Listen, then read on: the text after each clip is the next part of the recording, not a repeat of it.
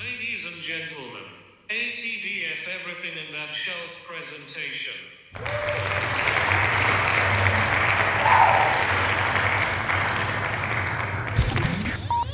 You're now rocking with TDF Everything. Spoiled Rotten.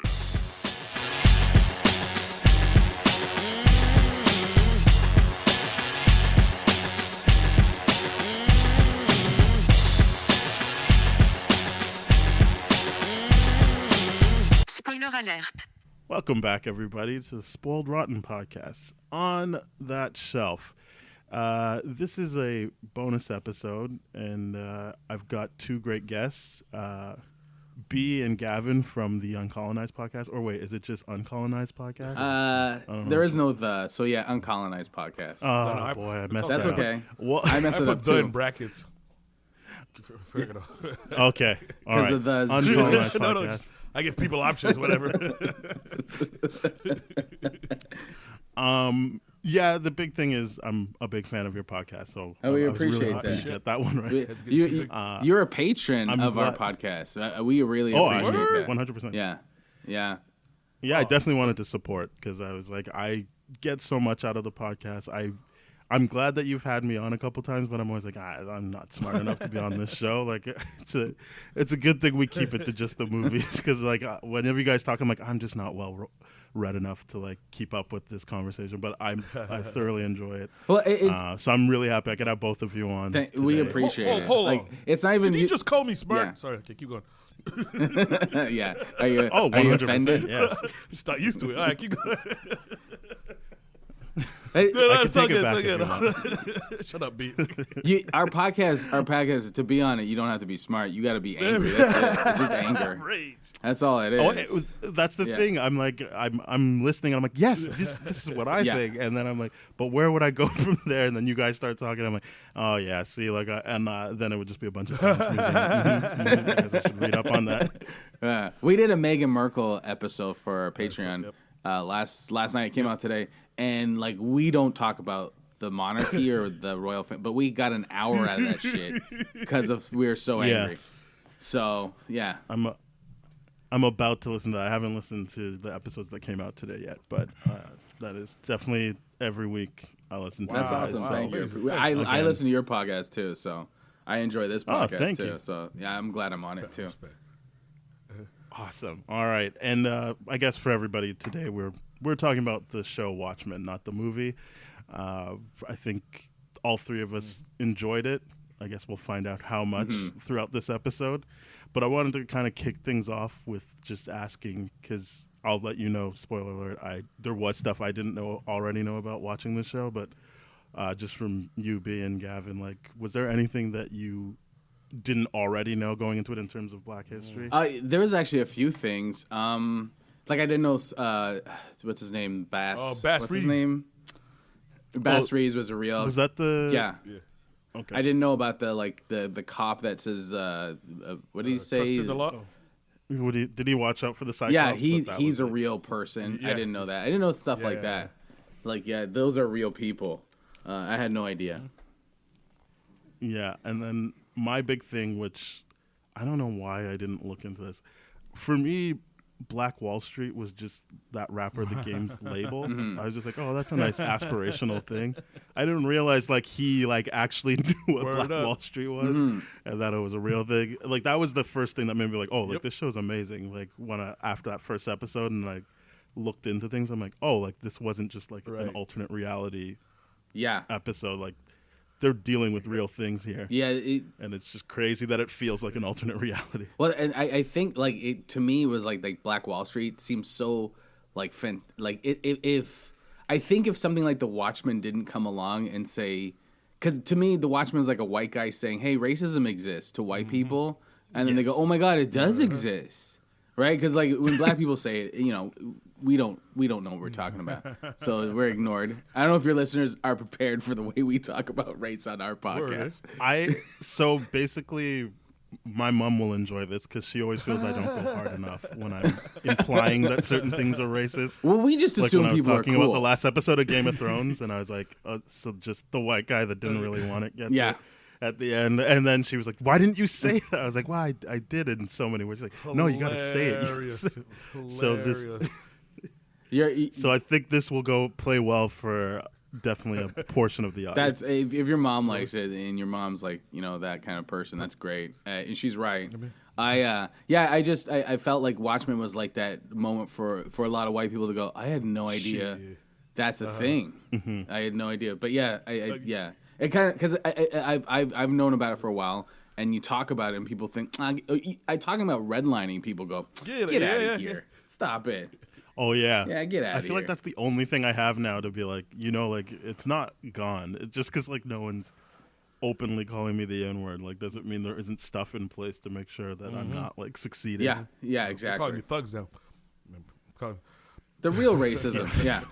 yeah, thugs. Hey, the real racism. Real quick, my coworkers were talking about Watchmen recently. And basically, basically, dudes started talking about how I wasn't really feeling it, shit like that. Episode 1 didn't catch him. You know what I did? I minded my own business. Whoa! No fucking way! I'm explaining Black Wall Street to these guys. No, fuck no. You're in Ottawa too. You know man. what I mean? Yeah, that's a race bubble right there. That was something I saw. There was like an online like. I don't know how big it actually was. I just was prevalent on my timeline, like of people really pushing back against the first episode in particular. Yeah. I mean, obviously, like I'm assuming they were white people that just were like, "Oh, this is stupid. Like, why are they trying to make this about race and stuff?" And I was like, making me feel uncomfortable. I saw people like not like it. Like I listened to a podcast called Champagne Sharks. I really enjoy. It's a black podcast, and they didn't like it, but they love the original Watchmen. And I don't think they gave it a chance, but I think but theirs wasn't about like race or wokeness. Theirs was more like this isn't every version outside of Alan Moore's book is just it just doesn't exist to them. So I saw that backlash. I to see. It. Yeah. Because that's kind of how I went in. Like when I heard they were doing a TV show, I was like, "Oh, this is stupid. Why are they doing this?" Yeah, that's what I thought too. And I was just proven wrong. Like the first episode, I was like, "Oh, okay. Yeah, this is why. This is a great idea." Hey, so real quick, you two were aware of the comics already and everything, full versed and all that. Oh yeah, man. That's like nerd university. You got to go through that. Gotcha. You got to. Yeah, that is how I felt. I was like, man, I have to read this, I guess. Like, I can't say anything if I don't read this. There's two books that, like, changed modern comic books. It's Dark Knight Returns and Watchmen. And two different ways. Like, up until then, Batman was, like, played a certain way, and then Frank Miller created this Batman. It was a very right-wing comic book, too, about, a Batman coming back who's old and he doesn't give a fuck anymore. Can I swear on this? Yeah, by the way.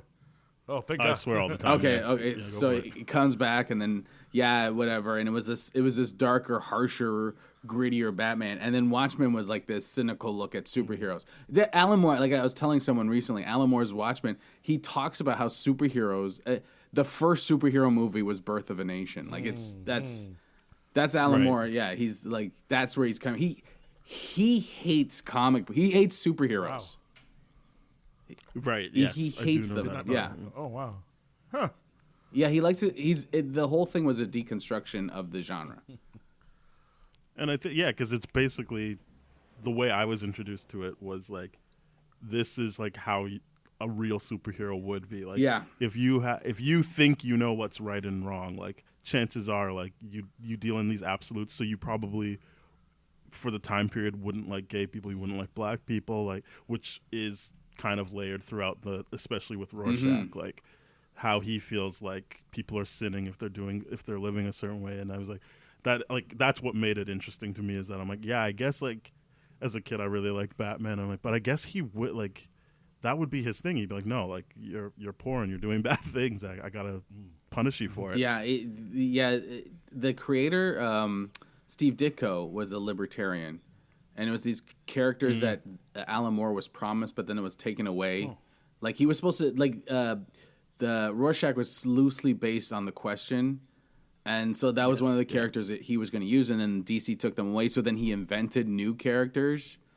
And then it was kind of a comment on like Steve Ditko's kind of like libertarian some people are just born to be in charge and they're just superior. Right. That kind of mentality. Superheroes have the right. They chose the right to do it. Yeah. Okay. It's fascinating. Which, with this show, I kind of like the idea. Well, I mean, I have the benefit of listening to Damon Lindelof. Actually, did 3 episodes of a podcast, splitting up the 9 episodes. So first episode was 1 to 3, and so on like that. But he was just talking about like his in for this season was kind of like actually looking into how white people in particular steal almost everything from black people.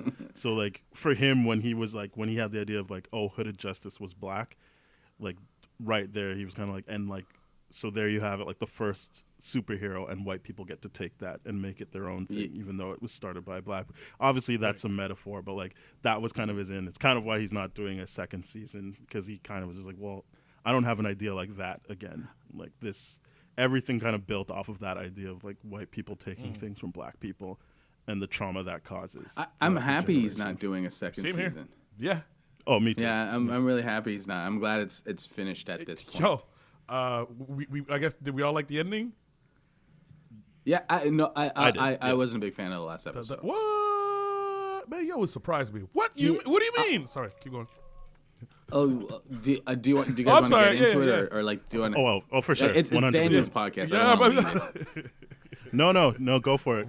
I don't think it was a bad episode at all. Like I think my expectations were heightened. I don't even know if they could end it any other way, but like it felt so anticlimactic. It felt like a superhero show. It felt so typical. Right. Like the bad guys were like, oh, they're just white supremacists.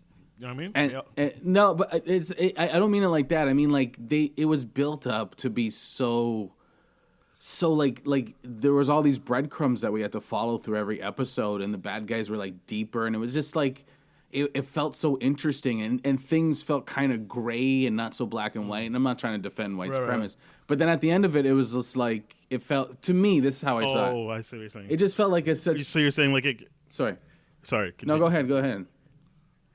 Like, was the feeling kind of like, oh, you gave like an out to make it be like it's these very specifically racist people that are the bad guys, instead of having like a nuanced thing of like maybe there's things people do that are racist that they're not like actively trying to do, like the people in this show. I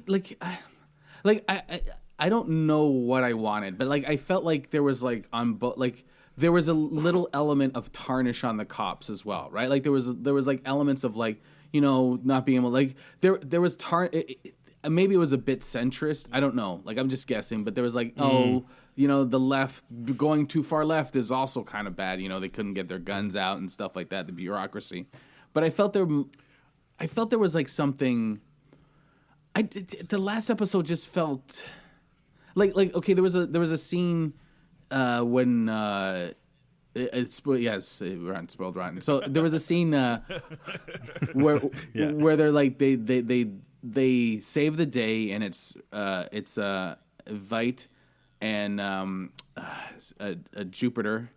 Oh yeah, And- yeah. I don't remember. Like Gene Smart. Yeah, Gene Smart and Silk Spectre. Well, and Looking Glass, and they're like, there was some line that they said, and it was kind of like a wink at the. It felt so, like it felt like it didn't fit into the rest of the season. Like it just there was moments in the episode. It just felt like, yeah, I realized that they had to wrap it up, but it just felt so. Oh, they're just racists. You know what I mean? Like, oh, the plot came together was so like, oh, and then we just killed all the racists. And like, do you know? Maybe I. But I think I know what you're saying. But like, even though I didn't really like it, I think they also dealt with like, but Vite still has to go to jail too. Who wasn't performatively racist? I don't know what if he is. Or It not. wasn't. But like Sorry. they were like, but you still did bad things as well. Like you need to be punished as well, which I only didn't like because I was like, I just want him to get away with it. You but wanted like, yeah, kind of. I was like, yeah, whatever, man. He earned it. Like this guy's been working for it, or he was stuck in that statue for however long. Like It's also I he's was hoping he would Vite, get right? away Like he's Vite. He could get away with it, So interesting. right? yeah, but And- I think I didn't like it because they just knocked him out. I'm like, That's oh, what. that's This all. is what. I'm, and the line that they said, Hit it with like the- the line they said was kind of like tongue in Talks cheek, and too it's much. like, You should- there was I don't know. There's just something about It was a quip or something. yeah. And there's something about how like the book, and this is based like this is off the book. There's something about watching a show where Jean Smart's character lives in a lie, and she knows she lives in a lie. There's something about that's so much deeper than. And now Vight's going to jail, and then she feels good. Like it's like her story is wrapped up, and she's better, and blah blah blah. But it's like there's something about the ending of Watchmen that's just like depressing, like the book that's so depressing and so like, oh, nobody knows, but they saved the world, but look what's going on, and you know they like, and I felt like there wasn't that in this ending. I felt it was like, and everything worked out. Where it's like Watchmen, I'm not expecting the same ending. It just doesn't feel like it. The show has deep sadness, and there was no deep sadness at the end. I think that's what it. Well, there was still the sadness of, well, I guess for Angela losing her husband, but more that the fact that like her grandfather's kind of like, I mean, he could have done more to help. I mean metaphorical, like with all the powers sadness. that guy had. I mean like a metaphorical sadness. The idea that we live in a world where superheroes get powers. Like I'm talking about the original book. Superheroes get powers, and they decide killing thousands or millions of people is better than the whole world is dying over nuclear war. Pardon? Well, I guess I see what you're saying. Like it's more. This is definitely more of a positive ending in terms of like we've spent this much time with Angela, so if she does have the powers from Dr. Manhattan, I guess we can assume she'll use them responsibly. As opposed to the ending you're talking about, where like maybe she gets the things, but you're like worried that like that's just gonna corrupt her as well, or something. I don't even know how they would end it. Like that's the thing is like I don't know how they would end it. There was that last episode. I'm just like, oh, the racists are just racist, okay. Right. And it just felt like simple wrap. What about the fact that the racists were finally punished? I'm not looking for punishment. I guess the part of me is like, okay, there's justice, but it's like we don't live in a world where people get justice. And Watchmen isn't a world where people get justice. Watchmen is the world where people suffer for justice. And what is justice? Right. Everyone decides. Like even in the whole show is like what you think is justice isn't really justice. Right? Like it's like we revealed the whole show that what everyone thought was justice was actually a lie to suppress another group of people. And that's what I'm talking about. Is like it's like felt like everything's happy now.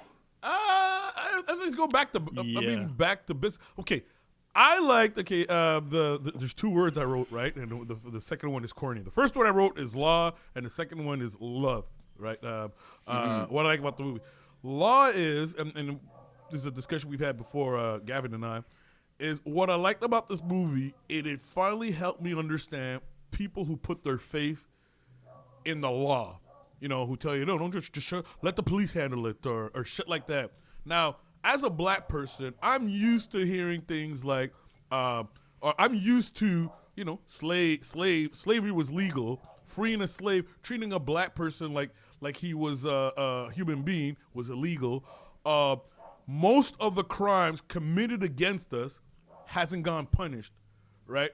And I had to watch this movie, like that scene of the cavalry, the 7th Cavalry, getting what they deserve, and the Tulsa. Like this is probably as close to reparation as we can get.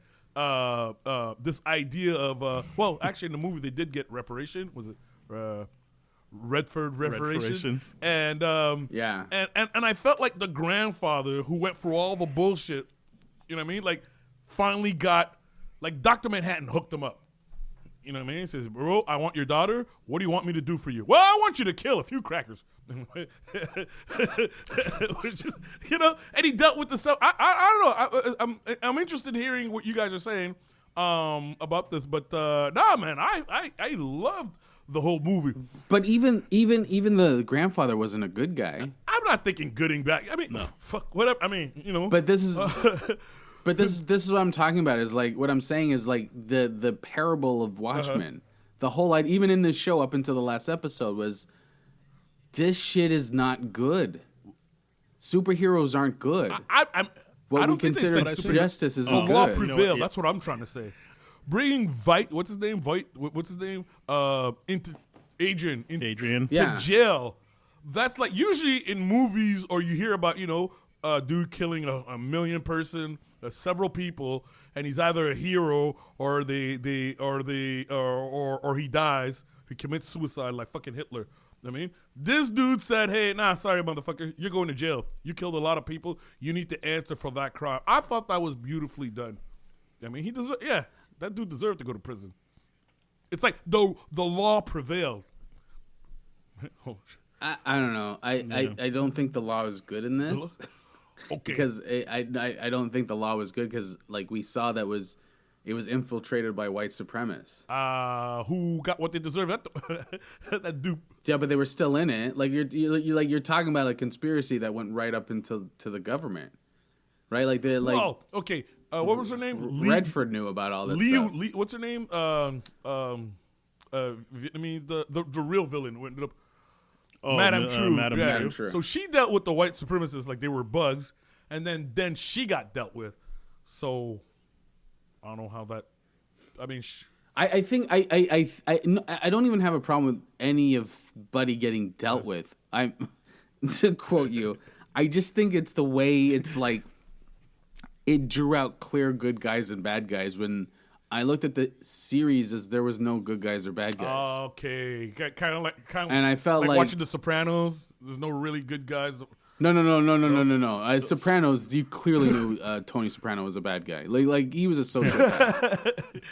But I guess you're saying like the fact that like they just decided it seemed predetermined that Angela just is a good guy. There was nothing that was going to corrupt her throughout. And throughout the whole season, she wasn't, right? She was she'd go up and beat up, whether we agree with the suspects, if they're racist or not, but like as a police force, that's what she would do.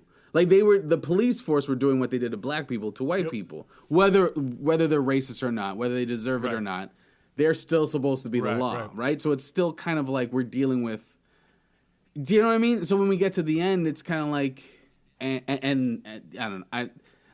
I don't know how they should end it. Maybe this is the best way to end it. I guess I saw it as her like stepping outside of like. So at the beginning, obviously she's still kind of a cop working as a masked vigilante. Then I can't remember. Damon Lindelof said there's like a very specific episode where like she just doesn't wear an episode from that or wear a mask from that point on.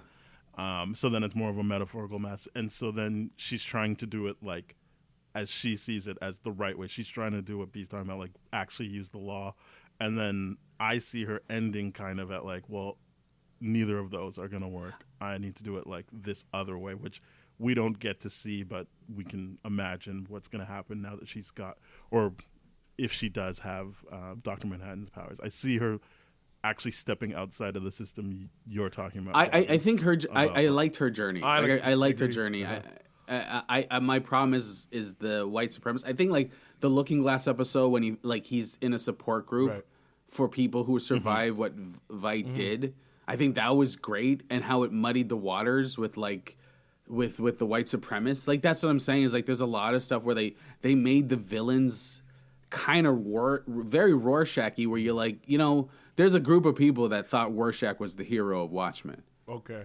And because he is Batman in a way, but like, but there's also, you have a little bit of empathy with Rorschach because he fits an archetype. But like, I'm not saying they did that, but and the white supremacists were white supremacists. I just feel like it became, when they ended them with the big, everyone wanted to become Dr. Manhattan.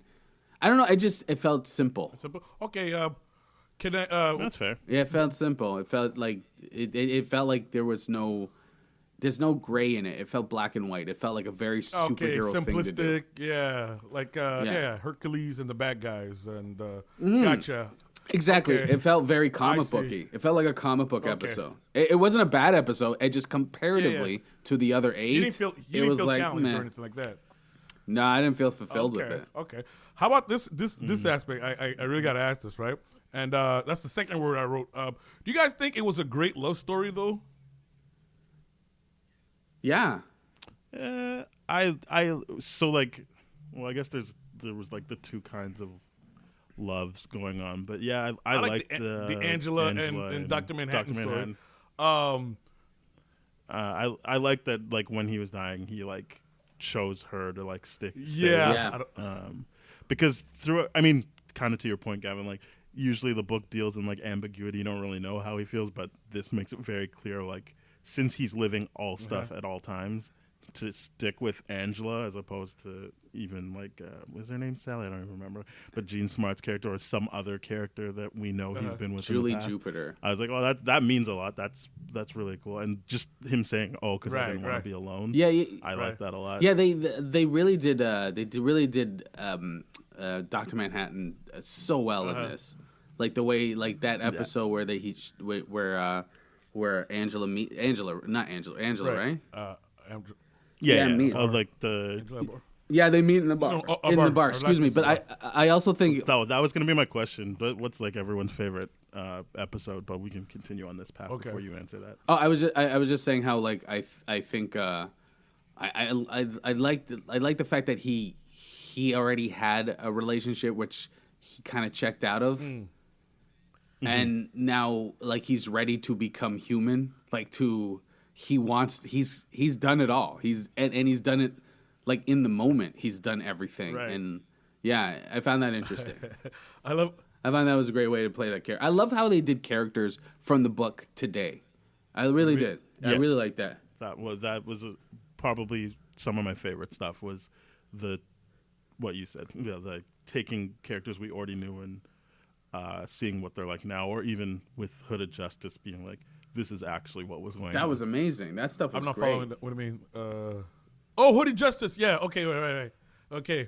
Yeah. Because in the book, they legitimately don't ever like unmask Hooded Justice. So there's all these like suspicions about what his deal is. And I have to say, like reading it, I didn't ever expect that it was going to be, oh, he's black. Like I think they do hint at the gay stuff, or maybe they outright say. Yeah, they hint at it. But I don't think Alan Moore made Hooded Justice black, but. Like it makes sense, like it fits in. I don't think like Gene Smart's character is like that makes perfect sense. That her father's the comedian, she's finally taking his last name after witnessing like how the world, like she was there to know what the reality of the world is, and now she has to keep a secret. So the whole thing's a fucking joke. And the fact that she's the only one in the book that hates superheroes. She never wanted to be a superhero. It was forced upon her, and now she hates superheroes. It makes like it's a great way to continue it. It reminds me of being in my parents' church. That Christianity was forced upon me, and now I hate Christianity. Now you hate Jesus. I do that. I feel bad. We've been calling her Sally. It's Laurie Blake. Gene Smart's character. Yeah, Laurie Blake. Sorry. Yeah. So I do that to be. I throw some of that religious stuff out. So I before we get to favorite episodes, I'm just gonna the last part. The last two episodes did it for me, and I got a comment. When I first watched the series, it was difficult. It was difficult for me to process, and I remember Gavin bringing up, "Hey, I think we should review the first episode." And as usual, I was like, "I don't get it. Why?" And as soon as he did that, all of a sudden, all my favorite black podcasts, favorite black personalities are talking about the Watchmen, like they've been listening to Gavin or something like that. And so what it did is, so first episode till we got to the There was 9 episodes, right? So 8 and 9 did for me the best. They show you the story of Angela and how like the harsh childhood she had to go through. She loses her parents. She loses her aunt. Her aunt is trying to bring her back to her family.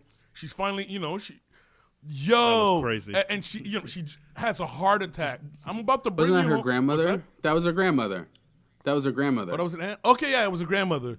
No, it was a grandmother. Right, I like that line. Yeah. Oh, you have to forgive your dad. A man in a mask scared him once. I love that line. Anyway, but the reason that meant a lot to me is because they showed that she had a tragic lifestyle. She's been let down so many times. She has no reason to trust anyone. And Manhattan chooses her. She says, yeah, that's the girl out of everyone on this planet. That's the girl I want to hook up with before I die. Yeah. You know, and I think it was a beautiful setup, especially like, you know, he realizes that he fell in love with her when she was getting ready to, you know, she started loading weapons to protect them and shit like that. And that's when I realized I fell in love with you. Yo, that shit was touching, fellas. I don't know about you. I don't know. You know, I like that moment. Yeah, it was, she's looking at it. Yo, I don't know. Any girls who's ready to load up and kill my enemies, I'm like, oh man, take the ring, lady. Come on, what the fuck? Yes, I do. Anyways, oh, and the last part, you know, she's telling him, you know, when he's about to die, the energy's getting sucked up, and she's telling him, I'm not going anywhere. Tell me that shit wasn't badass. You guys know what I'm talking about? What's that? I really like No, it. I know. Don't I go know. quiet on me, guys. You Yeah, make me yeah. feel awkward here. No, I'm here. We're No, I'm letting you here. talk. I'm right here with you. You know I what was I mean? just He's wiping talking away. that mushy shit. What the fuck? Yeah, it's terrible. How dare B have You emotions know what I mean? But and feelings? yo, but I saw that in some other, I guess a meme. But they contrasted that moment with when Dr. Manhattan first became Dr. Manhattan, and his actual girlfriend at the time was like, I can't watch this, and walks away. That's fucking Right. Oh man. Yeah. I don't know why I didn't think about Yeah, I didn't that. think about that either. But yeah, she Yeah. ran out of the room. I can't watch. Yeah, I can't guess be that with- makes yeah. sense that Exact- like multiple times Angela's like, you're already telling me this isn't going to work out and I'm still here to like try to make it Yeah. work. Which he hasn't had before. So that thank you. Now I'm getting Bro, that part of it. yeah, I had myself thinking if imagine some woman with Dr. Manhattan powers came up to me and said, hey, look, you and I are going to be in a relationship that's going to last 10 years and it ends tragically. And I'm like, I don't know.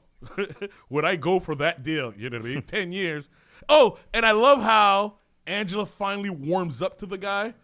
He went from, he offered her 2 drinks. You know, when they first meet up, he offers her 2 drinks. He's like, Yeah. yo, buddy, Yeah. beat it. Fuck that. And he says, you want to have dinner with me? I'm like, what kind of game is that? And then by the end, Yeah. my favorite line, by the end, Angela's like, you know what? Fuck it. Let's find out. Like that leap of faith. Yeah. Fellas, come Yeah. on, man. How did you? I know. I loved it, man. No, I like that episode. I'm telling you, my only problem was the last episode. Right. Okay. And it wasn't entirely the last episode. There was elements in the last episode. From like, to me, I wouldn't call it a perfect series, but like Last Jedi. I'm not comparing it to Last Jedi. A lot of people hate Last Jedi. It's not Last Jedi is not a perfect movie, but it's like, for me, it's one of the better Star Wars movies because it deals with tougher shit and it's got a depth to it. And that's why I like. You are on the right that? podcast. Pardon? Because I love that movie. You're on the right podcast. I love that Oh, movie, Last Jedi. it's For exactly what you're it's saying. so much Like, more that it interesting did than most something Star Wars different. movies. It's to me, it's the second next to Empire. Oh wow. Right. Yeah. Yeah. It's that good. It mirrors Empire a lot, but we're not talking about Last Jedi. Sorry. No, that's We're not fine. talking about that. That's fine. Yeah.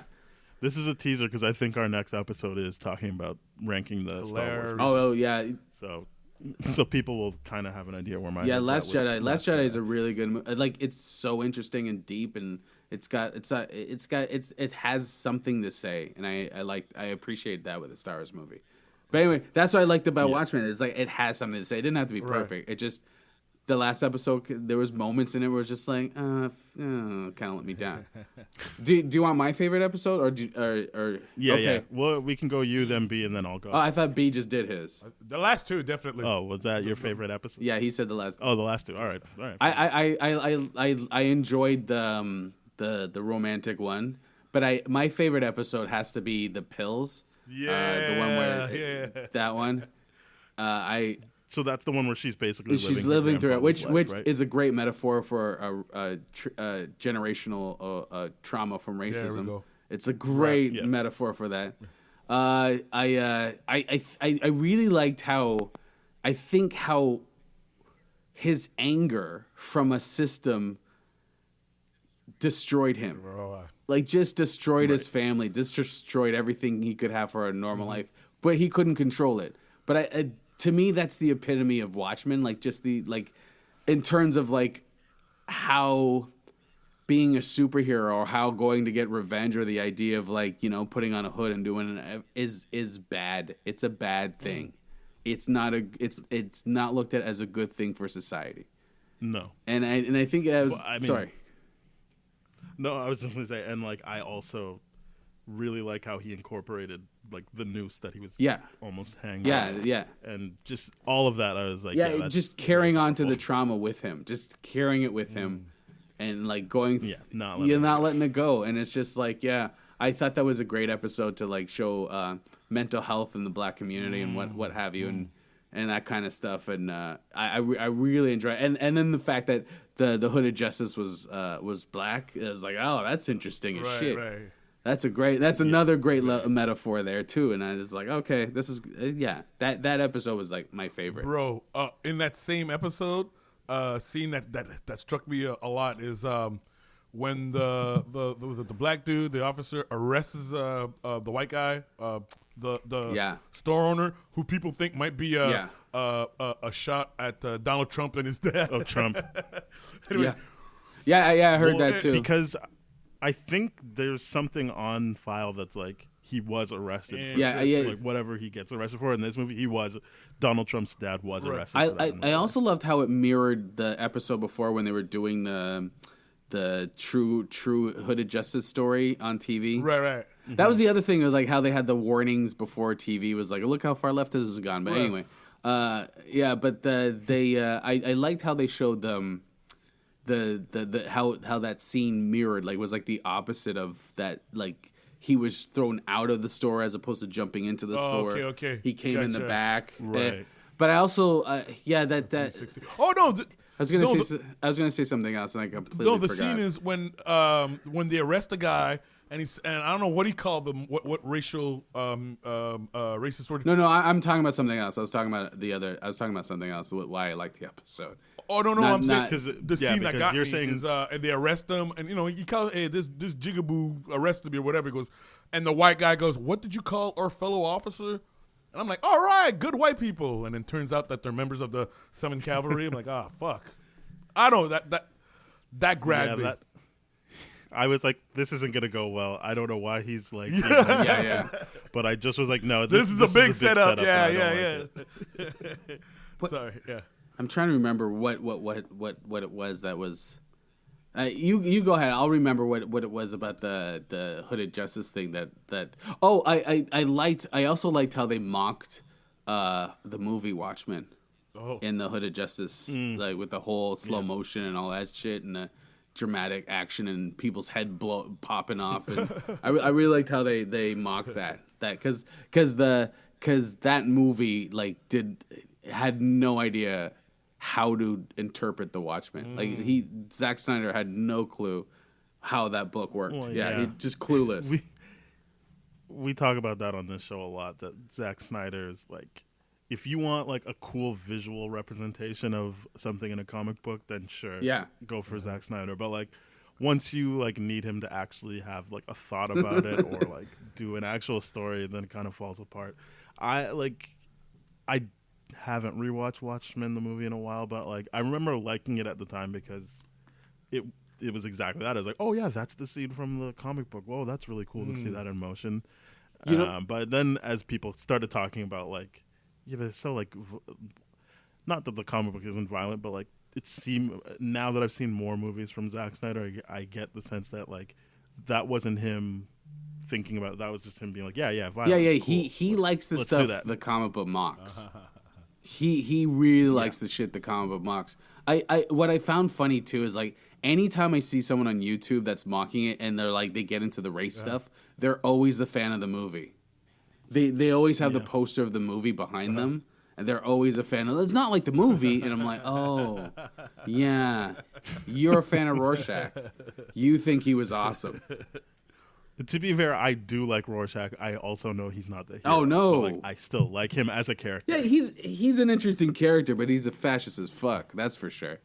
Oh yeah. No, I'm well aware of that part. But I mean, these people are like, they think he's the hero. They think he's Who's these? Oh, these good guy. reviewers. Yeah, well, they're basically the cavalry in this show. Yeah. Like the people that Well, took I- the wrong message from Russia. I think when Lindelof made it, they made Rorschach clearly the bad guy, like clearly like. Yes. And it makes sense that they would follow his writings that were put onto like the right wing newspaper that he sent his letters to, and they follow the teachings. But like I think a lot of people were mad at it because it was like in the Watchmen, the original, it's still like he's a fascist, but it's not on the nose. And then in this movie, it's like no, he inspires the white nationalists, and I think a lot of people were mad at that because it was like they had no cover.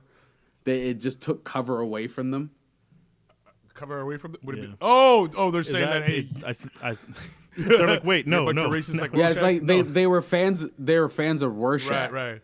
and you're not supposed to be a fan of Rorschach. I mean, you can like him, but he's not the hero of the story. And a lot of people thought he was the hero of the story. And then when they tied him to white nationalists, it's like how we talked about Meghan Markle. These newspaper people, these journalists are getting upset because people are calling it racist, and they're like, "Oh, you're tying me to racism now. I have no cover. I have no deniability." Yeah. Right? So yeah, I'm a fan of the racist, and they get mad. Yeah. But he was always a racist. It wasn't like Lindelof made something new. He was always a racist. Yeah. No. In the comic, it's clear he doesn't like he is right wing. Like that's, like he's very proudly like. I mean, I shouldn't make it seem like that's synonymous with being racist and sexist, but I can't help that that's the case. Come on. That, like, yeah, but like that's what I'm saying. Like he's very proudly racist. Yep. Not in the and, movie. all of that stuff. Like that's The comedian is his hero. in the comic and the movie. He admires the I comedian. mean, yeah, He admires the comedian. yeah. Yeah. Huh. All I know is Rorschach. Okay, I thought Rorschach was supposed to be a badass. Mr. Let's get one thing straight.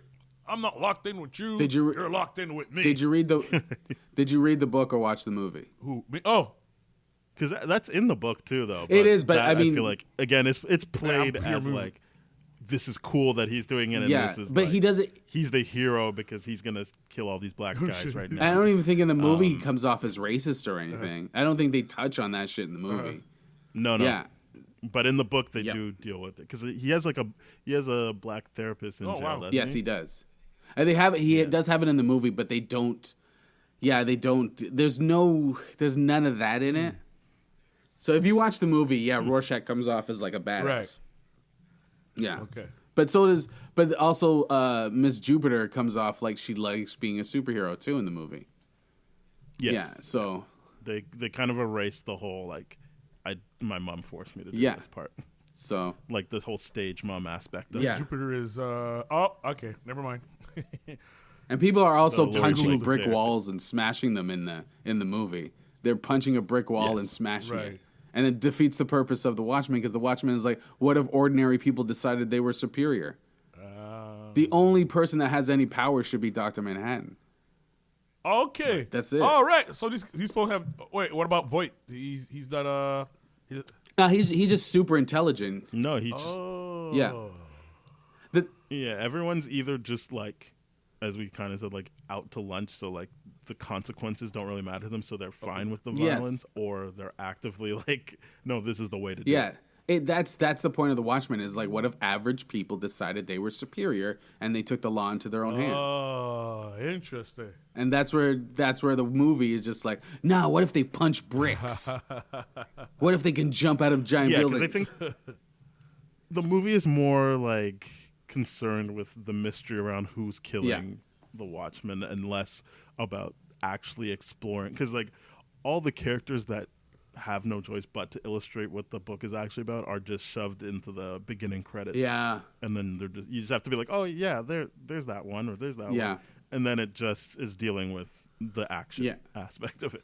Like the Tales from the Black Freighter, it's like it mirrors what's happening in the book, you know, like the idea of this person being scared and like killing his family because he's lost his mind, and he's terrified of the coming threat of ghost pirates. But yeah, I still have to watch the version of the movie with that because I know it's like Gerard Butler doing it in the movie. Okay. But that's also like a 4-hour cut that I just was like, you know what? Oh, I'm fine with just this cut. Zack Snyder has so many I've got the cuts book. people have to see. Yeah. They never released the I movie. think I got my sister that cut. Oh. I'm like, you can watch it. You know how it goes. Before I forget, what was your favorite episode? Yeah, sorry. Yeah, mine. Oh no, there's no problem. Mine is the A God Walks into a Bar, the one where he's basically trying to sell her on the idea of we Spitting should game. be together. I really like the. Spitting game. I really like the. What's the wait? I don't even remember what it's called, but episode 6, the one where she's living her grandfather's life. Oh, that yeah. one I really like as well. But for me, I'm such a I really like scenes where people are just talking to each other. Yeah. So That's for my taste, that one has more of that, and in terms of actual emotional impact, then it would definitely be chapter 6, the one where she's living her grandfather's life, because even if they didn't tie it into the book of and now you know who Hooded Justice really is, there's so much to hit you emotionally in that, but it's great. I also from that episode was the mind control stuff, and it really the idea of media Right. our images on because that's what they were doing. They were getting black people to kill each other at the and movies. the images of ourselves on TV. Uh-huh. But yeah, that episode with Rorschach, like B said, that's a great it just the time shifting and seeing he knows something that we as an audience don't even know, and we're just like, oh, that's what I love about this show is there's I just gotta sit and wait and see. I couldn't predict stuff. This is my problem with the ending. I could predict what was happening. And the show set me up where I don't know what's going on. I just got to sit and watch. So okay, and I think it's kind of messed up the fact that you read the comic. Maybe that's probably what messed it up for you, because you had a certain expectation. Nah. I didn't have any expectation, and they wrapped it up. And at the end, they wrapped up everything, no loose ends, except for no. It's Lindelof's storytelling. It's Lindelof creates these worlds that are just so confusing. I watching The Leftovers, and I'm just like, is this real? And then they do the episode where they go to he becomes an assassin in a motel. He dies. It's just he's so good at creating a world that's confusing but feels so lived in. It's just that's what I don't know. And you just got to sit back and go and watch the show. You can't predict it.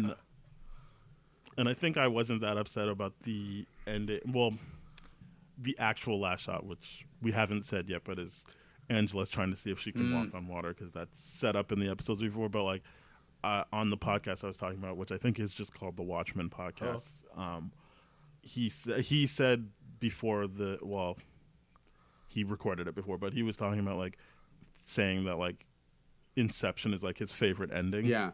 So he's the fact that you don't ever see the top stop or whatever, he's that was perfect to me. And so ending like that, I was I see. I guess I was set up for that beforehand, knowing that that's the kind of ending he likes, the uncertainty. But I also see what you're saying about it. You feel like you've caught up to the show by that point. There isn't anything else. That ending was I loved. I love that ending. There's her story in the movie in the last episode was really good. It's just certain aspects I didn't like how they ended the white supremacist ending. I didn't like that. I thought they started out great. The Lady True stuff I was fine with. It was fine. But it was kind of typical bad guy kind of ending, Well, I think I liked the aspect of her just literally hanging on to Adrian being oh, I'm not going to give you anything. You need to learn how to get things without any help. And this was her way of being yeah, I'm going to get the whole world without any help from you. Oh, I love that. When I mean ending, I mean them dropping the thing on her to kill her. Oh, yeah, This is what I'm talking about. It's that last scene. It's that last scene of killing the white supremacist. The thing dropped on her. It's all that kind of stuff. I was just I didn't like any of that, because especially with the frozen squid coming down, it seemed it was only dangerous for certain characters. I feel like they spent too much time on that because there's too much time for me to think. Okay, so if you're under a phone booth, you're fine. But oh no, if you're in a car, you can still. It was happening for too much, and I was like, all right, I'm kind of just gonna not think about this. It felt like they thought themselves. They felt like they thought themselves into a corner, and it was like, okay, we got to figure out how to end it. Damn, man. Okay. That's what it felt like. That and not the whole episode. Like I said, elements of the episode. Jeez. Oh man, it's a good thing we didn't go see the movie together, man. Fuck. I'm trying to enjoy this, and y'all shitting on it. No, I'm kidding. I'm sorry. I'm being sensitive. Hell is. I give it a perfect. I'm messing score, with but, you, like, fellas. No, because you guys. No. I really enjoyed it. Yeah. I gave it a perfect score, but I'm like that's. I think it set itself up for me to go. I think if it was another type of TV show, it'd probably be a great ending. I gotta ask you guys a question though. Did you guys understand Laurie Blake's heaven joke? And the hero goes to hell. The constant theme of the hero goes to hell. Yeah, she was talking about the owl, and she was talking to the what was the joke again? Is that the one where they throws the car up in the air and it's like, oh fuck, I forgot about the car or something? Oh, Or is close. this another No, joke? okay, hold on. You guys are linking it for me. It starts with something about some bricklayer, and the girl throws a brick in the air, and then she jumps. okay, Then she talks about one hero, and the hero's too soft, and God says, "Yeah, you're too soft for me, man." And then God decides he snaps his finger, and the hero goes to hell. Then the next hero is too rough, and then he sends him to hell, and at the end, God ends up sending himself to hell, some shit like that. I don't know. Apparently, I think he's talking about. I think she was talking about the owl. I think she was talking about Vite and what's his name? but we don't see the owl. I see. Okay. We don't see him in it, right? Yeah, the owl. What's his name? Is that it? What's his name? Yeah, Night Owl? Oh, Night Owl. We don't see him in it. Dan something, Yeah. but Okay. yeah, Night Owl. He went to prison. That's weird. What do you do? That was So he went to prison, and Vite went to, the moon off Jupiter or Mars. Mars. Jupiter. Off Jupiter. I think yeah. it's Jupiter. Jupiter, and Yeah, her, Europa. Now I don't her know. name was Sally Jupiter. Yeah, her name was Sally Jupiter. I coincidence. Yeah. And then also, I guess Dr. Manhattan left, so everyone thought he was on Mars or Jupiter, Right. and he wasn't. But so that's what the joke was. Who it was about. The other thing I liked, which is just, I guess for me, was that I felt like they were doing so much stuff about Superman and like hinting at it that like, and I knew that in the comics, I think it's Doomsday Clock or whatever, Superman is facing off against Dr. Manhattan, and they were doing some stuff with the guy who ended up being Dr. Manhattan, about like Yahya Mateen's character, where like they were doing hints of like him being Black Superman, which other than his name, which was just Kal, which is the first Superman everyone knows name. Mm-hmm. Everything else about him, there was like these little subtle hints that like he was playing. I don't remember what Black Superman's name is. I even hate calling him Black Superman. But there is a Black Superman that's not Steel or anything like that in the comics now. That like, I was like, oh, like that would be cool if like he was Superman, like she was married to like a modern day Dr. Manhattan, like so she's not worried about Dr. Manhattan. But then they did it that he was Dr. Manhattan. I'm like, this is still cool. I'll go with this. But I liked a bunch of stuff that, like you said, kind of made it so that I couldn't predict things until the end, until the last couple episodes. They did a Lois Lane Superman thing with like his Miss True giving them an opportunity to have Right. Well, it's also that, but also like during that episode where she's living her grandfather's dreams, the woman is the reporter, and he's like he's a superhero, and then they Lois. marry, and then there's that Superman kind of mirroring. Yeah, the grandmother that picks her up in that episode is the woman that she was a reporter in that episode where she lives the past. Oh shit! I missed that part. Rich? But she was also the little girl that was like when he left Tulsa was the baby that was crying in the field. Oh, okay. Yeah. No, that I caught on. That part I caught on, but I didn't catch on to her being a reporter. Yeah, she was a reporter. Because that was an interesting relationship. Because obviously there was some sexual stuff going on, but they also felt more like brother sister. Yeah. Which is probably why she was like fine with him doing the other. Well, not fine with, but didn't make a big deal out of him doing the other That stuff. wasn't an issue to her.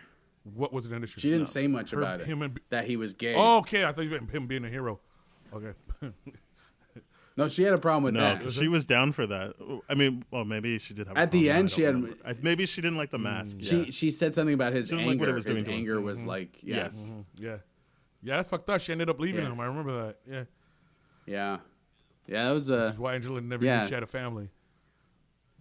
and Because that's after he like yells at the kid, right? She's kind of like, This all is right, it, this yeah. is done.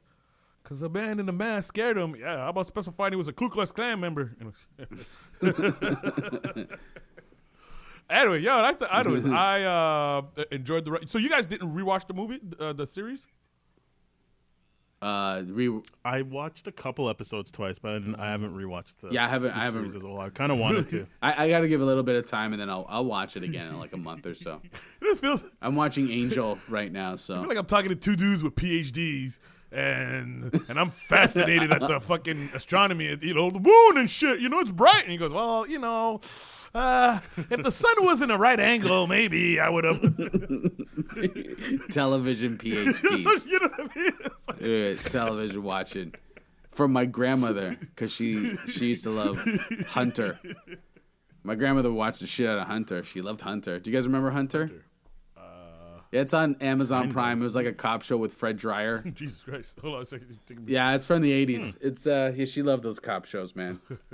Banachek. She loved all those cop shows. Oh, okay. Your grandmother watched the. Yeah, oh, really? That's my grandmother loved TV. That's where I got it Oh, from. amazing. From my grandmother. Okay, She loved TV. Oh, I know. I remember Hunter. Yeah. This dude. Yeah, see? Back in the days. I'm Yeah, just looking it up. Yeah. My grandmother didn't speak English, so needless to say, yeah, she didn't watch any of those things. Yeah. 700 Club. No, I think my grandmother was just watching like soap operas and then action movies. Yeah. Yeah, there's something. We didn't really have much in common for TV. No, okay. No, my grandmother like she loved like the detective shows but she also loved her church shows. Oh, She yeah. loved Oral Roberts. Which one? She loved Oral Roberts. Yeah. Sir. She used to send him money. Oh, right. Yeah. No. A prayer seed. Bro, I don't think you were supposed to they tell call us it a that. prayer seed. She did her thing. What are you gonna tell the woman that she's You know wrong? what I mean? I think my phone. Yeah. Right? Like she's old and she's fucking prepping herself. She's hedging her You bets. know what I mean? Exactly. Well said. Let her do her shit, man. I'm trying to get a. Ain't her. It's her money. Let her do what she wants. I want a top location in heaven. Fuck that. Give me one of the good rooms. Yeah, she went to church every Sunday. She had her church friends. She did church a lot. Agreed. And so she was a church Oh, lady. yeah, my folks donated. Likely donated. They didn't That's tell fair. me, but Yeah. they likely donated. Yeah, we used to tell her stop doing that. Yeah.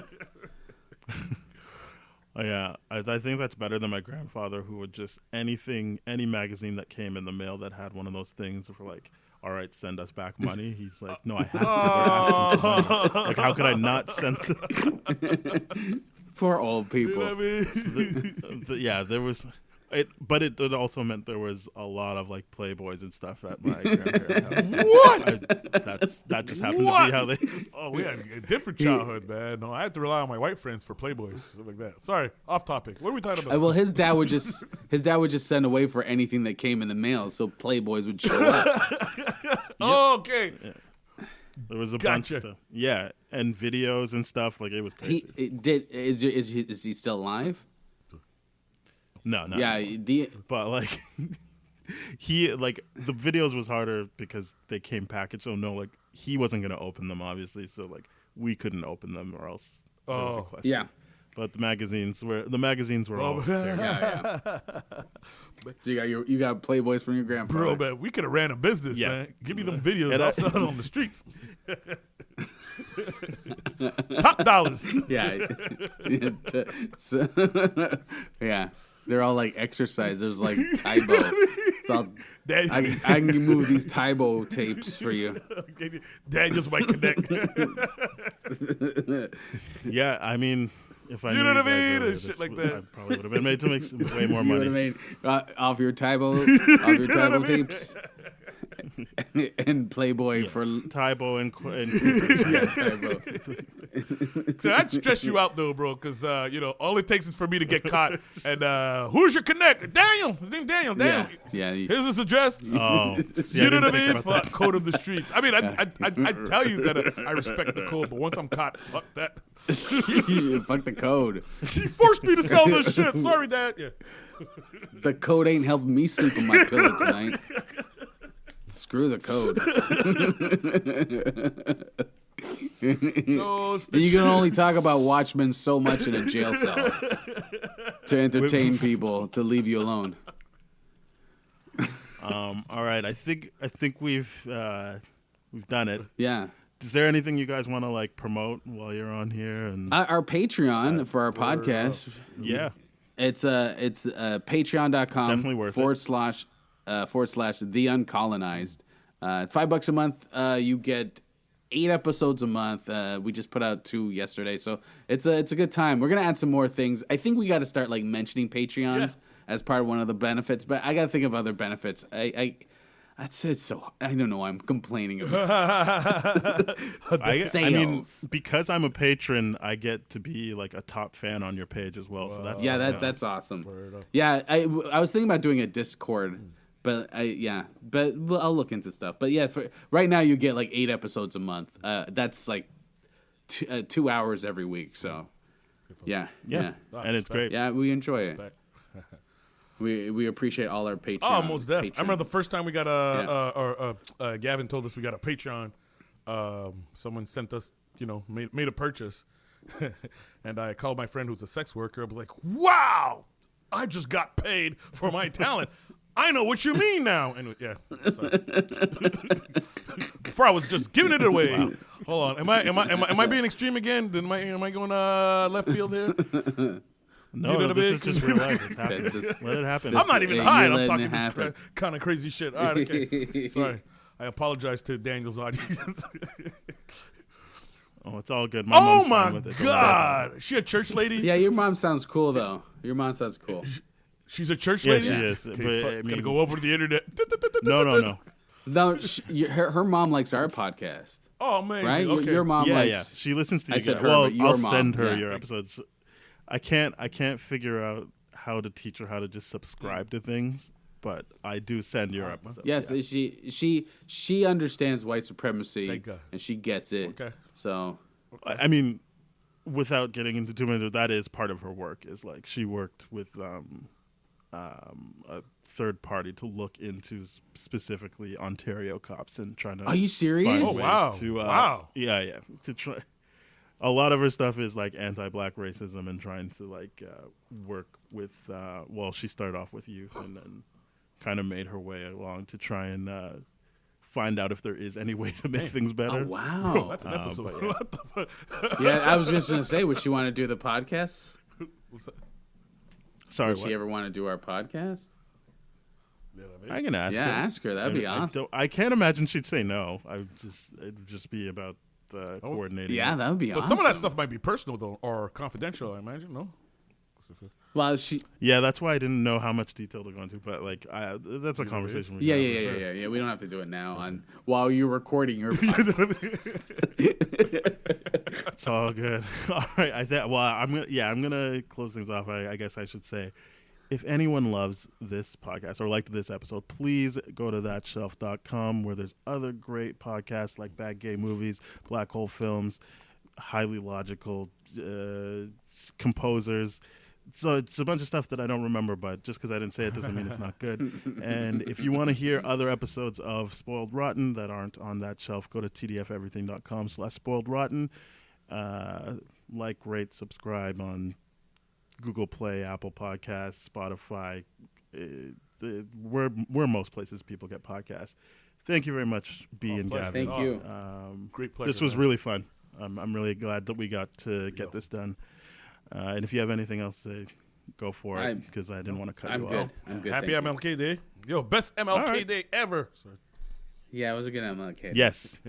Excellent. He'd be proud. All right. Peace. All right. Bye. Bye.